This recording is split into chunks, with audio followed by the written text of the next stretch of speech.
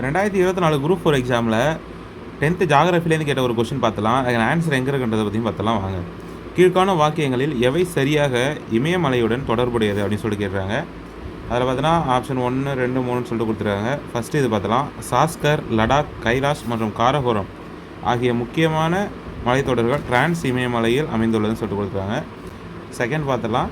சிறிய இமயமலை மற்றும் சிவாலி குன்றுகளை ஒப்பிடும்போது இப்பகுதி குறைவான மழையை பெறுகின்றது சொல்லியிருக்காங்க.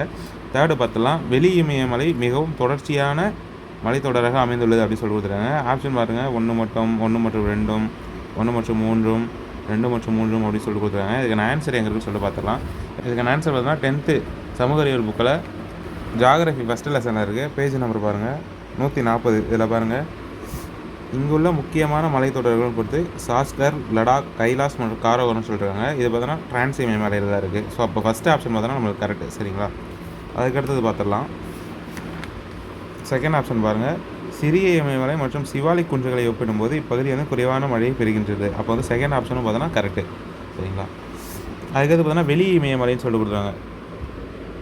வெளி இமயமலை பார்த்தோன்னா மிகவும் தொடர்ச்சியான மலைத்தொடர் அப்படின்னு சொல்லியிருக்காங்க. இங்கே பாருங்கள், வெளி இமயமலை அதாவது சிவாலிக்கு சொல்லுவாங்க. இது பார்த்தீங்கன்னா இது மிகவும் தொடர்ச்சியற்ற மலைத்தொடர் அப்படின்னு சொல்லியிருக்காங்க. சரிங்களா? அப்போ இது அங்கே நம்மளுக்கு தப்பாக கொடுத்துருக்காங்க. அங்கே மிகவும் தொடர்ச்சியான மலைத்தொடர்னு கொடுத்துருக்காங்க. இங்கே தொடர்ச்சி அற்றது. சரிங்களா? ஸோ அப்போ நமக்கு ஆன்சர் என்னன்னு பாருங்கள். 1 மற்றும் 2 மட்டும் தான் கரெக்டு. சரிங்களா?